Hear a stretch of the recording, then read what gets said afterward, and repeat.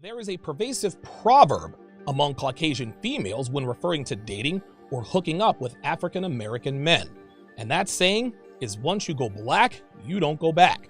What this means is that once a woman has a little fun with a black dude, she won't be interested in going back to dating white guys or any other race of male on account of the wild and crazy time she had with the brother. Now, I'm not a white girl, so I can't speak to whether or not this is true. However, I have a proverb to piggyback off of that one, which rings 256% true. And my proverb is, once you go black, you can't go back. Allow me to explain. Women are extremely influenced by perceived social pressure, whether they admit it or not. All of their decisions, from what they wear, to where they work, to the cars they drive, in their minds, are heavily scrutinized by just about everyone they know. Of course, this isn't really the case. Sure, a friend of hers might comment on her new shoes, or the fact that she needs to find a new job, or that her boyfriend is a loser. But after that 45-second conversation, her friend isn't thinking about her anymore. She's thinking about herself. The problem is, women don't realize this. They're under the impression that everyone around them, men and women alike, are constantly judging everything they do all the time, as though they have nothing else to do other than to watch and talk about her all day, every day. This speaks to the extreme solipsism of the female species. More importantly, it is the reason that when they mess with black guys, a lot of them feel like they can't date white guys anymore. In her mind, if she's seen with a brother, she knows she's probably off limits to white guys. So now the question becomes, why are white girls considered to be off limits to white guys once she messes with black guys? Why do white guys lose their freaking minds when they find out their pretty blonde-haired, blue-eyed snowflake has been violated by a brother? Well, the answers are actually quite simple. But before I get to that, let me quickly remind you that if you have a question or a comment pertaining to dating, relationships, or anything else that applies to dominating life as a man here in the 2020s, call the TSR hotline voice mailbox at 702-919-7197. Just leave your question or comment at the beep, and I will read and answer the best ones live on the air during the 7. You'll get multiple perspectives, opinions, and sage advice from each panelist. I will also address questions or comments in videos just like this one. You also need to make sure you get your hands on my free ebook, 16 Ways to Immediately Disqualify Her for a Long-Term Relationship. This ebook is a guide for men who are back on the dating market after a divorce, a bad breakup, or any number of frustrating situations that led you to this community in the first place. This book will make it nearly impossible for the bad girls out there to fool you into thinking that they're good girls. This book is absolutely free when you sign up for my newsletter. Go to donovensharp.com/newsletter, plug in your very best email, and the book is yours. Okay, let's get back to our question. Why are white women considered to be off limits by white guys if they've messed with black guys? I answered part of this question in a video I did a while back discussing the racial implications of the very first Black Bachelor in that franchise's history. Take a look. The second uncomfortable truth about The Bachelor people are afraid to talk about out loud is that the white women who compete will be considered tainted by white men. Yes, this is also a thing. When a white man finds out his white wife or girlfriend had biblical relations with a black man, he loses his mind. She's ruined, he thinks. But his adverse reaction is not because of racism, at least not most of the time. It's about the adult film industry and the media for the most part. Let me explain. Every black male adult film actor, without exception, has an exceptionally large... Now, the same could be said about their white counterparts, which is why they're in the business in the first place. But the black male actors have these gargantuan that make even the most impressive-looking white bananas look comparatively small. If any man, black or white, consumes enough adult film entertainment with black actors, he's going to internalize this as the norm and subconsciously assume that every black man has a huge... Add that to the fact that white men are routinely portrayed in movies and television as latent or inferior beta males, while black men are portrayed as these static alphas. I can see why some white guys might hit the eject button if he finds out his pretty little fair-skinned companion has been to the dark side. He's thinking of her being ravaged by this hulking, muscular super alpha with an eggplant emoji the size of a baseball bat. This is exactly why a lot of white men will not date white women who have dated black men. Very few would admit that out loud, but a lot of them really do feel this way.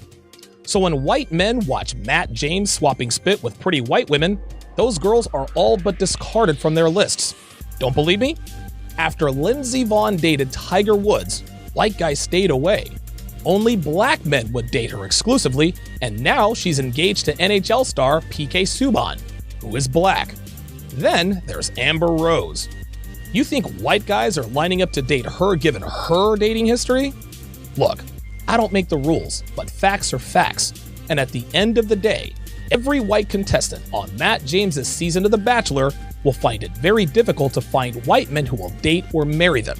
That's a difficult truth to acknowledge for these girls, but it is indeed the truth. Today's white men consistently show and tell white women that once they're marked as a wet and dirty shark, which is a derogatory label assigned to white girls who date black guys, she is then considered to be undateable and unmarriable. Now, white men would never admit this out loud or in a group, but black men are a threat to them in terms of dating market value. Yes, white guys are at the top of the dating market food chain, meaning that all things being equal, most white girls prefer white men. But conventional wisdom in their circles is that man for man, black men are physically superior, have more game, and are much better between the sheets than they are. Whether or not this is actually true doesn't seem to matter, but the fact of the matter is that mainstream media portrays black males as static alphas who generate tingles with every interaction they have with a woman. Then, like I previously discussed, when you factor in interracial adult films into the mix, where every black male actor has an enormous sausage, which of course further perpetuates the BBC myth, it's no wonder white dudes stay away from white girls who have come to the dark side even one time in their lives. So rather than admitting the truth about their dating market options, white girls use the word don't in place of the word can't. They do this to give themselves and the world the impression that they'd go back to dating white guys if they wanted to, knowing that they probably couldn't if word got out about her proclivities to commingle with brothers. Here's another question. Is this really about race in the first place? In short, no. Let me give you a personal example.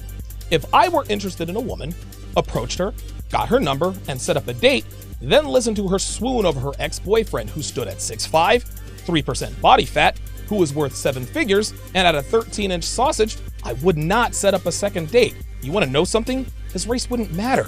Whether this mythical man were Asian, white, black, or Hispanic, his race would be of little or no consequence.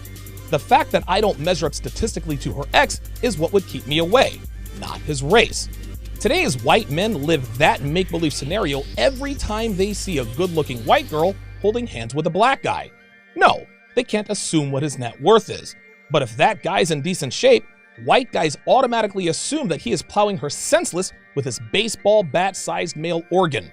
In a white guy's mind, he thinks that he'll never be able to smash her or take her on the emotional roller coaster ride the brother appears to be doing for her.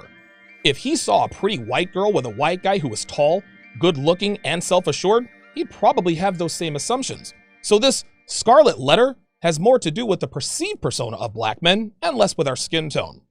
A while back, I did a podcast called Why Do Parents Discourage Their Teens from Interracial Dating?